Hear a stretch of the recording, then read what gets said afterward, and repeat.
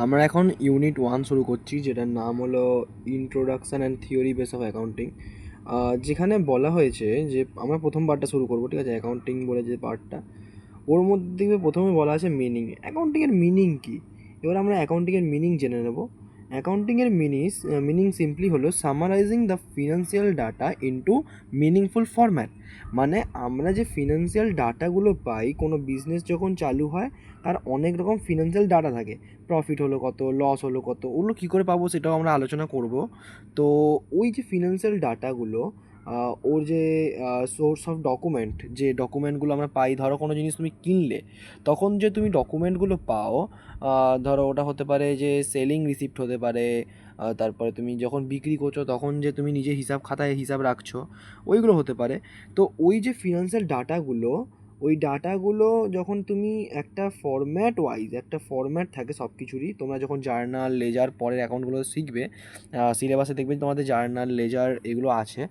Laser আপাতত নেই, তোমাদের সেকেন্ড সেমিস্টারে যে লেজার আছে, ট্রায়াল ব্যালেন্স আছে।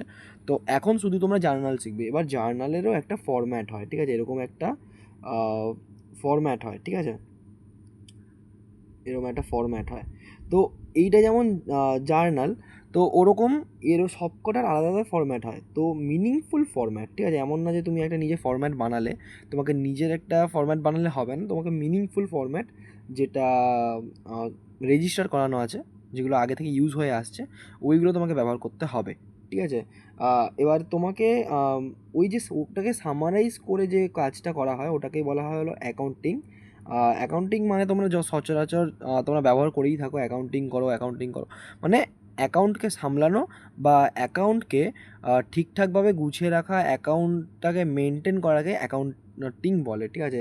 আর একটা কথা, যে অ্যাকাউন্টেন্সি, তোমরা যে সাবজেক্টটা পড়ছো ওটা ACCT, অ্যাকাউন্টেন্সি।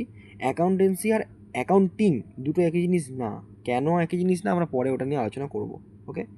তারপরে দুটো জিনিস হয়, একটা হলো ব্যালেন্স শিট, আরেকটা হয় প্রফিট অ্যান্ড লস, ঠিক আছে? এখানে আরেকটা জিনিস হয় ট্রেডিং অ্যাকাউন্ট। ওকে, ট্রেডিং অ্যাকাউন্ট এখানে লিখতে পারছি না মোবাইল বলে, নইলে তোমাদের দেখিয়ে দিতাম।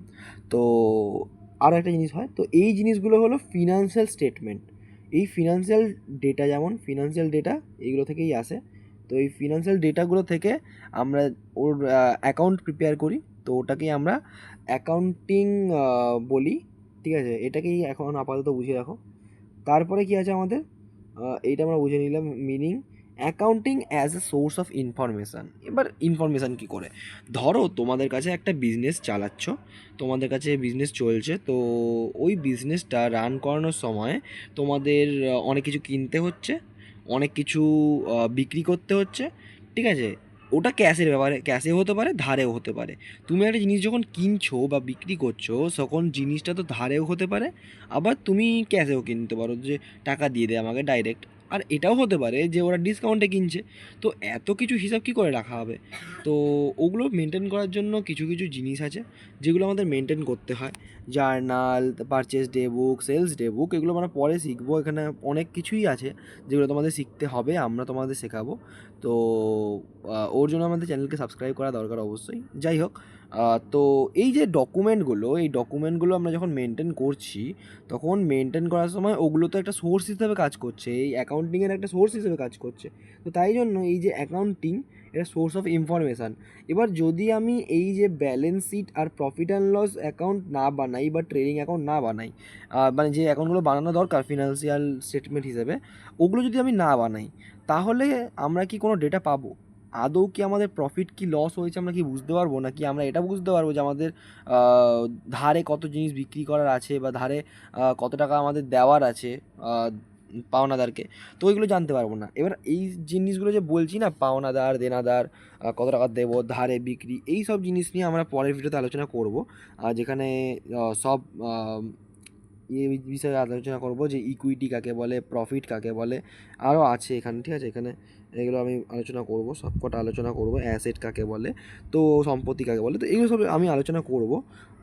তো তার জন্য একটু ওয়েট করতে হবে, আস্তে আস্তে ভিডিওগুলো সবই আসবে, ঠিক আছে? আমি কিন্তু তোমাদের ওয়েট করাতে চাই না, তাও ওয়েট করতে হচ্ছে আমাদেরও। একটু বিজি শিডিউল চলছে এখন। তারপরে কি লেখা আছে, অবজেক্টিভ। এবার অবজেক্টিভ, লিমিটেশন এগুলো তোমরা বই থেকে পড়ে নিতে পারবে, ঠিক আছে, যেগুলো বোঝানোর কিছু নেই। আমি তোমাদের প্রথম ভিডিওতেই বলেছিলাম যে যেগুলো দরকার ওগুলোই বলবো। Users of accounting information and their needs, ঠিক আছে, নিডসটা আমি ছেড়ে দিলাম, কিন্তু ইউজার্স কারা, এই যে অ্যাকাউন্টিং আমরা করছি এগুলো কারা আসলে করে, কারা এগুলো ব্যবহার করে।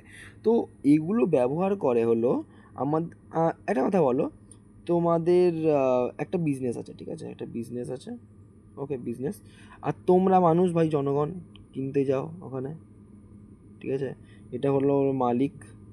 এবার যখন বিজনেস তোমরা গেলে, তখন তোমাদের বিক্রি করলো, ঠিক আছে, মাল বিক্রি করলো। এবার ও একটা খাতা মেনটেন করছে যে ও কী কী বিক্রি করছে তোমাদের, ওটা লিখছে, ওর পরপর কত টাকা ধার, তুমি যদি ধারে নাও তাহলে ধারে লিখছে, ও তুমি যদি ক্যাশ দাও তাহলে ক্যাশ লিখছে, ঠিক আছে। আর যদি ও যদি বিজনেসটা আমাদের ডাইরেক্ট দেয়, তাহলে আমরাও একটা খাতা মেনটেন করছি যে আমরা ওর কাছ থেকে জিনিস কিনলাম, ঠিক আছে। তো এর ক্ষেত্রে কি হচ্ছে, দুদিক থেকে হচ্ছে, মানে মেনটেন করা হচ্ছে। তো এখানে আমরা বলতে পারি যে ইউজার্স অফ যে অ্যাকাউন্টিং, এগুলো দু রকম, মানে মালিক হতে পারে, ঠিক আছে, মালিক হতে পারে, ম্যানেজার হতে পারে, যদি অডিটার হতে পারে, ঠিক আছে, অডিটার ব্যবহার করে, অডিটার মানে যে অ্যাকাউন্টিংগুলোকে চেক করে, ঠিক আছে, ওরা ব্যবহার করতে পারে, আরও অনেকে ব্যবহার করতে পারে, আমরাও ব্যবহার করতে পারি, যারা শেয়ার কেনে কোম্পানির তারাও ব্যবহার করতে পারে, ঠিক আছে, ওরা দেখে যে প্রফিট হচ্ছে কি লস হচ্ছে, একটা কোম্পানির যখন শেয়ার কিনছে কেউ, তখন তো জেনে সে কিনবে যে ওর আদৌ প্রফিট কি হচ্ছে, নাহলে বেকার বেকার কিনে ও ইনভেস্ট করে লাভ কী, তাই না? একটা প্রফিটেবল বিজনেস হলেই তো ওকে ইনভেস্ট করার একটু মোটিভ পাবে ও। তাহলে আমরা বুঝলাম। তারপরে ইউজার্স অফ অ্যাকাউন্টিং ইনফরমেশানে বুঝলাম দেয়ার নিডস আছে, ওগুলো পড়ে নিতে হবে তোমাদের। Sub fields of accounting, financial accounting, এখানে অ্যাকাউন্টিং না 3 রকমের হয়, ঠিক আছে, আমি তোমাদের বুঝিয়ে দিই। 3 রকমের হয়, যার মধ্যে দুখানা আমাদের আছে। ফিনান্সিয়াল অ্যাকাউন্টিং, যেটা তোমরা সেমিস্টার 2-তে পড়বে, ঠিক আছে, যেখানে balance sheet, profit and loss account and trading account আছে, ঠিক আছে, ওগুলো পড়বে।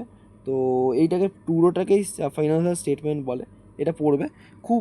খুব একটা কঠিনও না, খুব একটা ইজিও না, তোমাদের পড়লেই হবে। আর অ্যাকাউন্টেন্সি বা কমার্সের পুরো যতগুলো সাবজেক্ট আছে, ওগুলোতে তোমরা যদি কনসেপ্ট ক্লিয়ার রাখো, তাহলে তোমাদের কোনো প্রবলেম হবে না, ঠিক আছে, কোনো প্রবলেম হবে না। আর যদি কোনো আমি পড়াচ্ছি যে এর মধ্যে যদি কোনো প্রশ্ন থেকে থাকে, তাহলে অবশ্যই আমাকে কমেন্ট সেকশানে জানিও, যে কোনো প্রশ্ন, ঠিক আছে।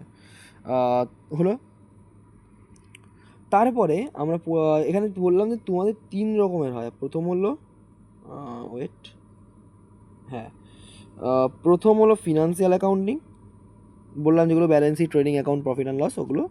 কস্ট অ্যাকাউন্টিং, যেটা আমাদের যারা কস্ট অ্যান্ড ট্যাক্সেশন নিয়েছো, মানে কস্ট ট্যাক্স নিয়েছো, তাদের এটা আছে কস্ট অ্যাকাউন্টিং। তোমরা ওখানেও বুঝবো, কস্ট শিট বলে একটা জিনিস আছে, কস্ট শিট আছে, তারপরে তোমাদের আরও অনেক কিছু আছে, ঠিক আছে, অনেক কিছু মেনটেন করতে হয়।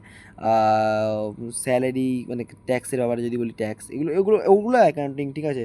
কস্টের কোনো মানে কোনো, যখন আমি বলছি কস্ট জিনিসটা কি, এখন বলা যদি উচিত নয় আমার, কস্ট জিনিসটা ওটাই যে ধরো তুমি কোনো জিনিস, মানে তুমি একটা জিনিস বানাচ্ছ, তোমার নিজের ফ্যাক্টরি আছে, তুমি ধরো এই জিনিসটাকে বানাচ্ছ, ঠিক আছে, এই জিনিসটা বানাতে তোমার যেগুলো কিনতে হচ্ছে, ধরো তুমি একটা পেন বানাচ্ছ, পেন, ওকে, পেন, তোমার ইঙ্ক বানাতে যে জিনিসগুলো লাগছে, তোমার এই বডিটা বানাতে যে প্লাস্টিকটা লাগছে, এই নিবটা বানাতে যে স্টিলটা লাগছে, স্টেনলেস স্টিল, ওই সব জিনিস মিলিয়ে যোগ করে, তারপরে ওর গাড়ি ভাড়া কত, ওকে আনতে কত টাকা লাগলো, তারপরে ওকে প্যাকেজিং করতে কত টাকা লাগলো, তো ওই পেনটাকে প্যাকেজিং করতে কত টাকা লাগলো, পুরো জিনিসটা অ্যাড করে একটা কস্ট বেরোয়। এই কস্টটা কী করে বের হয়, ওটা আমরা কস্ট অ্যাকাউন্টিংয়ে পড়ি, ঠিক আছে, কস্ট অ্যাকাউন্টিংয়ে। আর ওই কস্টের ওপর নির্ভর করে আমাদের বিজনেসের প্রফিট, ঠিক আছে, ওই কস্ট যত কমবে তত আমাদের প্রফিট বাড়বে, ঠিক আছে। তারপরে ম্যানেজমেন্ট অ্যাকাউন্টিং, হোটেল ম্যানেজমেন্ট বা আরও অনেক রকমের ম্যানেজমেন্ট, যেটা 12-এ আছে, এই ম্যানেজমেন্ট অ্যাকাউন্টিং 11-এ নেই। তো তোমাদের এই বিষয়ে না জানলেও চলবে, কিন্তু ম্যানেজমেন্ট অ্যাকাউন্টিং বলেও একটা অ্যাকাউন্টিংয়ের ভাগ হয়, ঠিক আছে? তো আজকের ভিডিওটা এত অবধি। আমরা পরের দিন পড়বো basic accounting terms, entity, business transaction, এগুলো পড়বো। তো একটু বড় ভিডিও হবে পরেরটা, 15 থেকে 20 মিনিট হতে পারে। তো একটু মন দিয়ে দেখো, আর যারা দেখছো তাদেরকে অসংখ্য ধন্যবাদ আমার ভিডিওটা পুরো দেখার জন্য। যদি কোনো জায়গায় অসুবিধা হয়, আমি বারবার বলছি, তোমরা কমেন্ট করবে। আর তোমার বাঙালি উইথ কমার্সকে তোমরা সাবস্ক্রাইব করে রাখবে, যাতে তোমাদের সিনিয়ররা তোমাকে কিছু হেল্প করতে পারে। আর এই আশা নিয়ে রাখবো যে তোমরা সাবস্ক্রাইব করেছো। আর অসংখ্য ধন্যবাদ আবারও।